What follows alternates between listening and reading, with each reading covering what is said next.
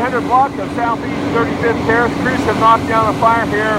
We're told this is a vacant house here in the 300 block of Southeast 35th Terrace in Highcrest in Southeast Topeka. The third fire here in this vicinity in the last 6 months or so. And we'll talk to some neighbors here momentarily. We're hoping to get them on here to tell us a little bit about what they've seen, what their concerns are with so many of these fires going up in these vacant houses. I'm going to show you quickly a house over here past the vacant lot. Now that house, we are told, went up in flames in August. But be careful because cars are coming through here. But that house went up in flames in August. And now this one. Now the house next door to the east here, it was in a lot worse shape. They caught this fire pretty quickly. But there are some similarities. We're going to see if we can get a hold of some of the neighbors here. Would any of you give us a word about these fires? Eula, would you tell us? No problem. Okay. And I'm going to move you over here so we can get a look at this in the background. Does anybody else want to add anything, or you let Eula do the talking? Okay. All right. Eula Miller lives in the neighborhood, and Eula, we're on Facebook Live. Hi. Okay. And I'll go in a minute. We'll show them again. But the house back here to the east. What was that address? You remember? 330 Southeast 35th Terrace. They caught fire in late August of 2017, about the same time. Same time in the morning. And then, as I said, I was here November 30th. Over on Irvingham. Just right behind here on Irvingham. Same time of day. Now, the one over here, they never said what caused it, I guess. They never said officially. No, they never did, but we all suspect it's intentionally set, much like this one. This house wasn't vacant near as long as 330 was. 330 sat vacant for about 8-9 months before it caught fire. This one's been vacant for about 2 or 3 weeks. Did you see some of the flames or smoke this morning? We saw smoke when we come out, but there were no visible flames. It was on the back side of the house. Who do you think, somebody saw it and called it in, we guessed then? I'm guessing, but they said it came from up the block, so it might have been one of our neighbors that goes out and goes walking every morning. What are your concerns about all these fires here in the neighborhood? It makes me really nervous. I've been here for 3 years, and before that I'd grown up over here, and this isn't common. 2 houses on 1 block in 6 months, and they're all vacant. Yeah. Something's wrong with that. As you said, this block here is fairly quiet. Very, very, very quiet. It's mostly older folks. Yes.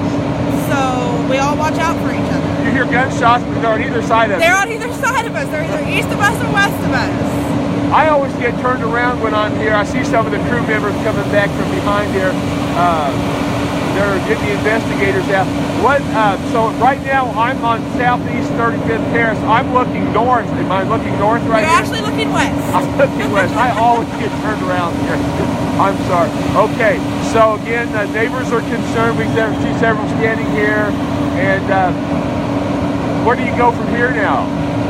I guess we're just going to start watching things a lot closer. A lot of us have security cameras up. I'm going to pull my neighbor's footage and see if perhaps he caught anything on his cameras. He's another older gentleman. So we all just kind of watch out for each other, and I guess we're going to step that up. Yep. Okay, Eula. Well, thank you. I'll see you before I go. Thanks for your time. That was Eula Miller. She lives here in the neighborhood, and she's concerned neighbor. They've got some real good neighbors here. They're concerned about the things that are going on here. You can see they've been out here since shortly after this fire was reported. It's not too terribly cold this morning. I'm going to guess around 60 degrees, or I should say 60, around 30 degrees. Supposed to get up in the 50s this afternoon. Excuse me, but much colder weather coming in on Thursday. So the fire crews are cold, but not like it would be in a couple of days. I'm going to try to find one of the chiefs here before I say goodbye to you here this morning. This fire was knocked down pretty quick. You can see the sun's getting lighter. The sun's starting to come up over in East Horizon here, and again we're here trying to just find out maybe what's going on. I was here November 30th, a block to the, I believe, west here on 3300 block of Southeast Irvingham. Excuse me, same time of day, about 6:45 or so, they had a fire over there. Now that morning there was 2 intentionally set fires. One was over in the 1500 block of Cole. This one, today, again, we're next door to, I think, to the south. Anyway, we're next door to the house that neighbors said burned in August.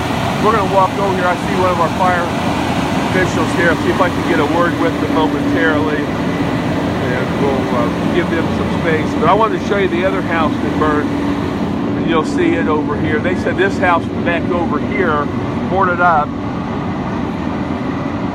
Will you have a second for me?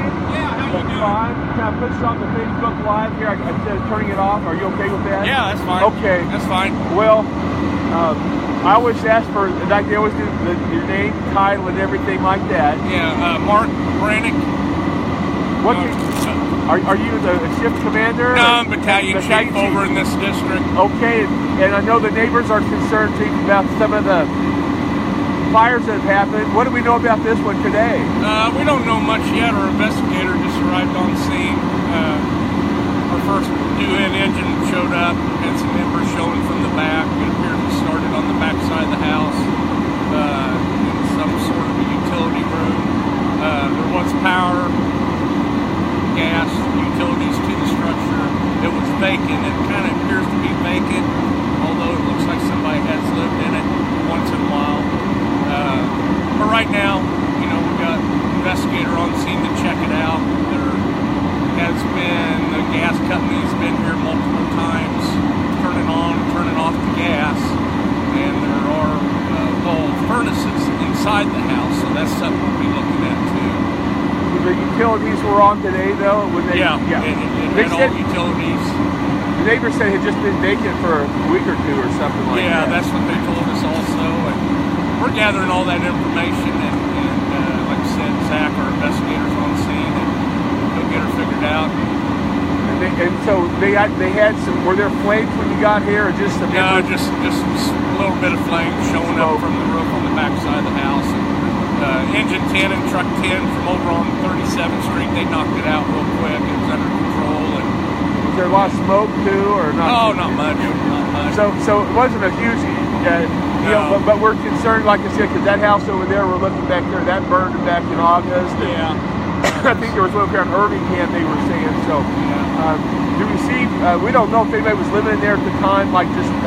No, there wasn't at this time, but it looks like they have been. There was some stuff in there, but it's basically just a room of content fire. Okay. We don't know if it was set or accidental, but we don't think there were squatters in there. I guess they use the word squatters, or people going into these buildings when it gets cold. This one, no, it could have been, but more than likely, I'd say it's not on this one.